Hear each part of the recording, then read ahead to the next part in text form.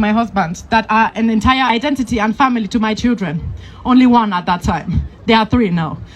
So we eventually landed in Lagos, and when I went to Nigeria, we spent 5.5 weeks, and we toured the country with an ABC bus.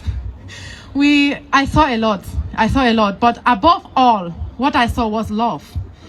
I traveled to Nigeria as a white privileged woman, of course, but what I experienced was unity. It didn't matter if I was in Lagos, if I was in Abuja, in Port Harcourt, in the village, wherever I went to, what I saw was smiling people. What I saw was people that were willing to share their last loaf of bread with me. I saw people that, when I met my husband's family, his dad is a retired captain from the Nigerian army. As a white woman, I was very afraid that I'm not going to meet his expectations, because of course he will have expectations towards me.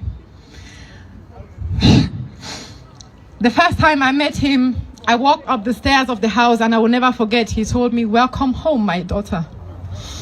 And anything happening in Nigeria today concerns me in the fact that I scare and I fear for my family's life.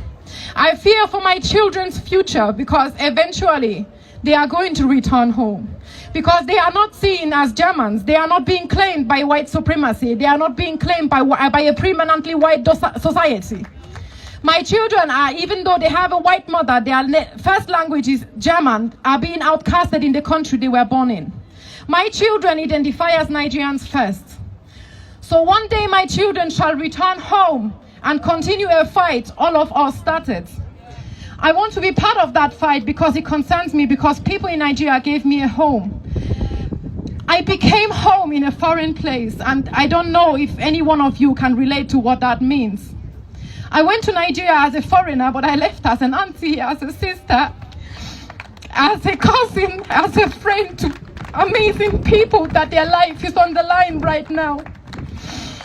I went to Nigeria, leaving people behind that call me on the phone and ask our wife, "How are you doing?" There is unconditional love in our family that doesn't matter if I'm German, that doesn't look at our passports, our ethnicity. I found true love when I went to Nigeria, because in Germany taught me how cold Germany is. You can stay 30 years in the same house, you don't know your fucking neighbors. You don't know who is living behind you. You don't know what they're doing behind closed. That doesn't live in Nigeria.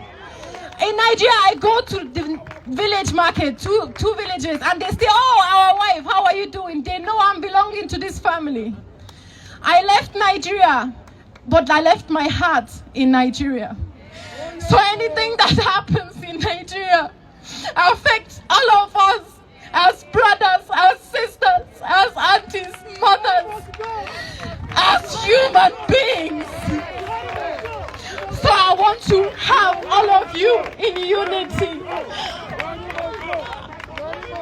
I want us to remember that above the pain, above the corruption, and above the killings, Nigerians are among the most amazing people I've ever met in my entire life. And I want us to remember that at the end of the day, Nigeria remains the giant of Africa, not because of the leaders, but because every Nigerian does their own part for that. I want us to remember that among all of us rules love and unity. And this is what we are supposed to let love lead. I love you all, and I'm so grateful for everybody that came here. As we started this 1.5 weeks ago, we never expected even 20 people to turn up. And now we are here with a bunch of people sharing the same feelings and the same fears. And I'm grateful that everybody that came here, and I just want us to listen to Burna Boy's song.